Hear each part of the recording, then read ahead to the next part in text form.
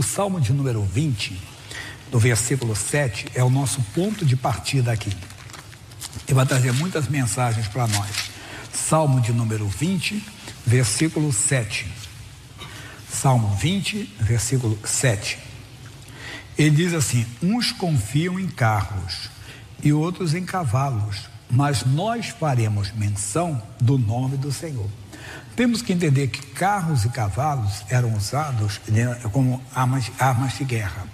O exército que tinha carros era um exército forte. Assim era o exército de Cícera, Jabim, né?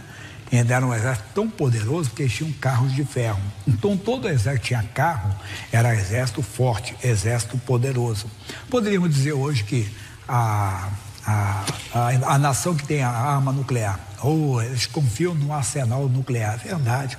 O outro poderia econômico. Veja agora a Copa do Mundo no Catar, os gastos, né?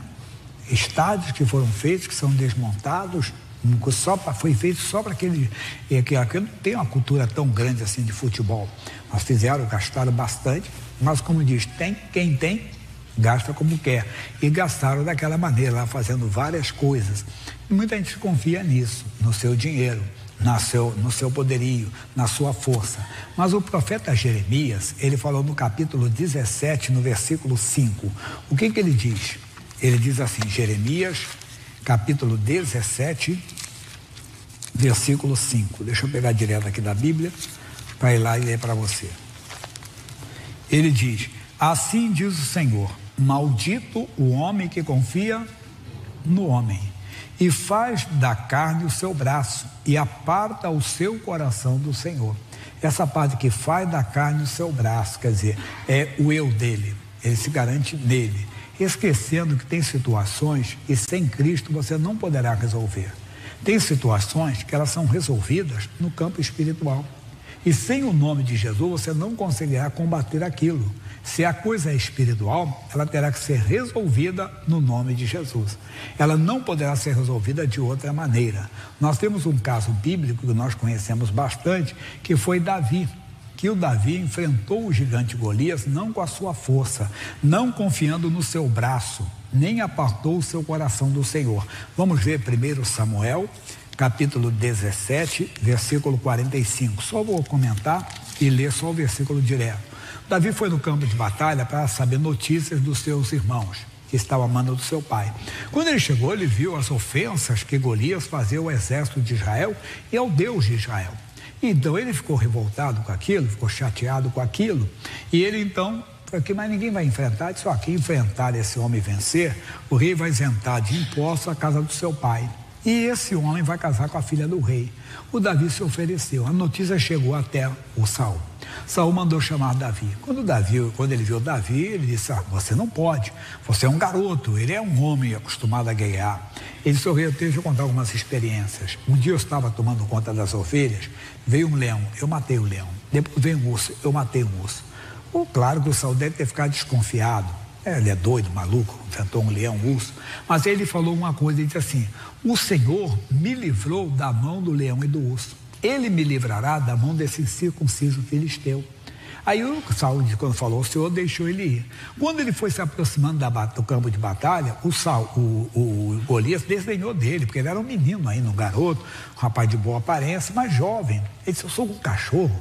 Mandaram um homem falar comigo com pedras, com um pedaço de pau. Aí ele não sabia o que Davi tinha. Versículo 45.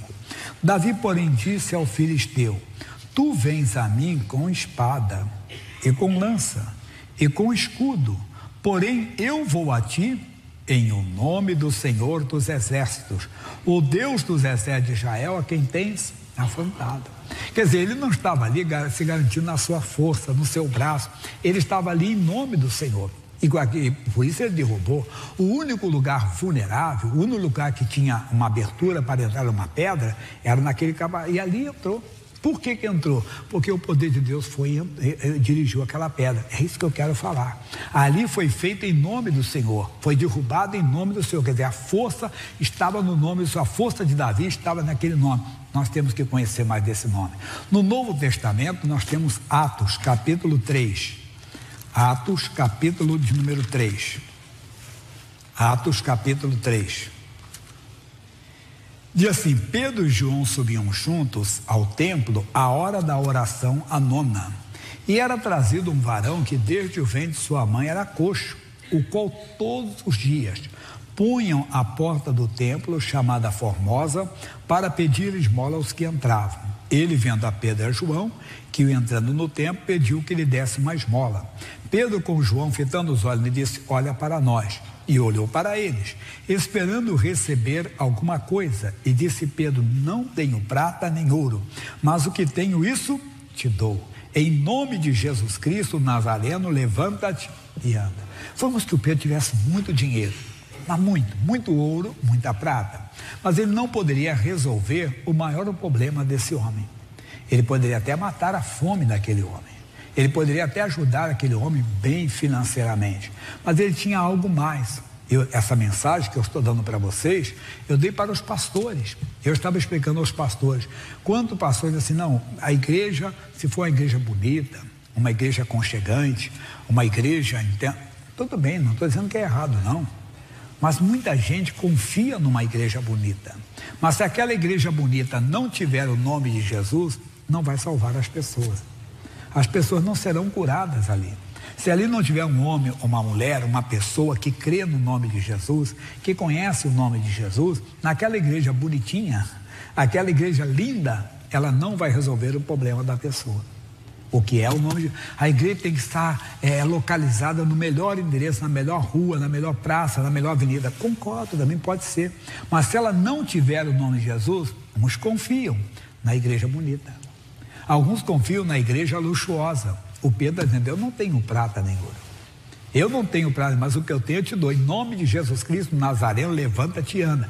Ele confiava naquele nome e disse mais ainda: e tomando pela mão direita, o levantou. E logo seus pés e tornozelos se firmaram. E saltando ele, pôs-se em pé e andou. E entrou com eles no templo, andando e saltando e louvando a Deus. E todo o povo viu andar e louvar a Deus, e conheciam-no, pois era ele o que se assentava a pedir esmola à porta formosa do templo. E ficaram cheios de pasmo e assombro pelo que lhe acontecera, porque eles conheciam o homem. E quantos deles ali podem ter conversado com ele ou conheciam a história dele? Aí nós pegamos uma empatia pela pessoa, né? Sabemos as dificuldades dela e começamos a conversar, às vezes querendo ajudar, conversar, dialogar com a pessoa. E todos conheciam aquele homem. Ele ficava ali na porta do templo. Agora estão vendo esse homem no templo, andando, saltando, louvando, pulando ali, fazendo uma festa.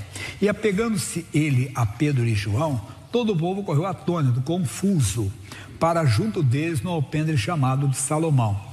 E quando Pedro viu isso, disse ao povo: varões israelitas, por que vos maravilhais disto? Ou por que olhais tanto para nós, como se por nossa própria virtude ou santidade fizéssemos andar este homem? Cuidado para você não trair Jesus, hein? Não, modéstia à parte, a minha santidade, eu sou um homem muito santo, uma mulher muito santa. Não, Pedro não traiu Jesus. Ele sabia que não era aquilo ali. O pessoal começa a se gabar. É por isso que a Bíblia fala que o neófito é perigoso, ele se acha até melhor do que os outros. E o Deus de Abraão, de Isaac e de Jacó, o Deus de nossos pais, glorificou a seu filho Jesus, a quem vós entregaste e perante a face de Pilatos negaste, tendo ele determinado que fosse solto. Verdade. Pilatos disse: eu não vejo motivo ou razão para condenar esse homem. Vou soltá-lo. Ah, então você não é amigo de César, porque esse homem diz que é rei. E eles induziram o Pilatos. Pilatos queria soltar Jesus. Mas vós negaste o santo e o justo e pediste que vos desse um homicida. Aí ele, aproveitando, querendo soltar Jesus, o Pilato diz: olha, na época da Páscoa, o Império Romano, ele dá uma dádiva, um presente para vocês, soltando um criminoso. Eu tenho aqui o Barrabás, que é um homicida. Entende? Tem aqui Jesus, o rei dos judeus. Quem vocês escolhem? Eles escolheram Barrabás.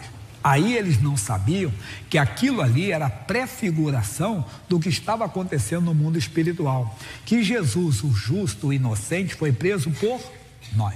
foi preso no nosso lugar, morreu pelos nossos pecados, e nós, representados por Barrabás, que estávamos condenados, foi solto. Aquilo era a pré-figuração da justiça divina. Isso é muito lindo, muito bonito você entender que Jesus fez isso. E mataste o príncipe da vida, ao qual Deus ressuscitou dos mortos, do qual nós somos testemunhas, e pela fé no seu nome, fez o seu nome fortalecer a este que vede e conheceis, e a fé que é por ele deu a este, na presença de todos vós, esta perfeita saúde. Olha que coisa bonita que ele está dizendo, pela fé no seu nome. A fé vem por ouvir e ouvir pela palavra. Nós temos que estudar, adentrar na Bíblia, ver o que Deus fala mais sobre o nome de Jesus. Por exemplo, a salvação está nesse nome, nós vamos ver isso já já. Mas ele está dizendo aqui, pela fé no seu nome, fez o seu nome fortalecer a este. Quer dizer, a fé no nome de Jesus fez o nome de Jesus fortalecer. Onde você está fraco? O nome de Jesus quer fortalecer você. Tem gente que é fraca fisicamente, está sempre doente, enfermo. Tem gente que é fraca de mente, constantemente está confusa, constantemente está com pensamentos errados. É porque você precisa de fortalecer a sua mente. O outro, por favor, não estou dizendo que seja o caso de alguém. Já ouviu alguém perguntar, meu fraco é mulher? O homem fala. A mulher fala, o fraco é homem. Não sei o que, não, seu fraco é não ter Jesus, irmão. Se você conhece Jesus, você diz não para o pecado.